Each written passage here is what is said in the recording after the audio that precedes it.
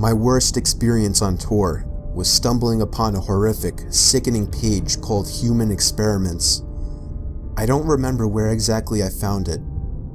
It was buried deep somewhere in a link archive page. The homepage described the content on the site.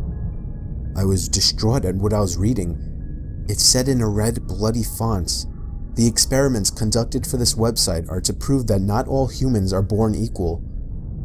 The people chosen to be experimented on were usually homeless, but also the unfortunate souls that happen to get caught by these sick fucks. These so-called experiments ranged from starvation and water restriction, reactions to extreme pain and torture, infections and diseases, and even infant tolerances to x-rays, pain, and heat."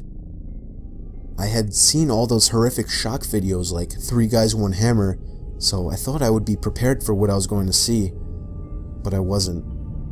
I made the mistake of clicking on the first link to the experiment photos.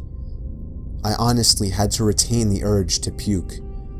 I don't want to even give a description of what I saw, but I'll just say, there were innocent victims, people just like you and I, going through horrible, horrible things that nobody should ever go through.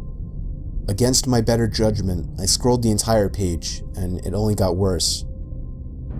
Pretty soon a whole section dedicated to infants and toddlers came up. I had somehow made it to the bottom of the page, and then a little box popped up on the screen. I didn't know what it was until a line of text popped up. The text said, "Did you enjoy the site?" I realized it was a chat box.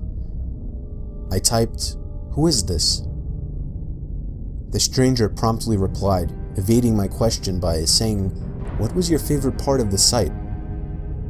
I asked the same question again. This time he actually acknowledged my question and told me he was the site owner. I told him that this was sick and inhumane, and that I would report this site immediately. That was my biggest mistake, telling him that, because after a short pause, he finally said, I see your name is Michael, and you live in Massachusetts." He was right, but instead of clicking out of that browser right away, I typed in, "No, you're wrong." About 10 seconds later, he typed something that made my heart feel like it shriveled up, and that was my address, my complete, correct home address. His final words were, "Have a nice day." I closed the browser and slammed my laptop shut. I called the police first thing before even telling my parents. When the cops got to our house, I explained everything to everyone at once. They wanted to see my computer since I didn't remember the link to the website. Unfortunately, the Tor browser doesn't save your browsing history, so I couldn't even help them in shutting down this website. The cops told us that if what I said was true, that we should find another place to stay as soon as possible. Thankfully, this was around the time that we were looking to move away anyway. I couldn't believe how fast my parents were able to sell the house and find another. I apologized to them every day for a month after this happened. I hated to have to make them go through this all. I liked to think the guy in the chat was just bluffing, but I couldn't take the chance. I don't think anybody should ever look into the deep web, as there is no good to come of it.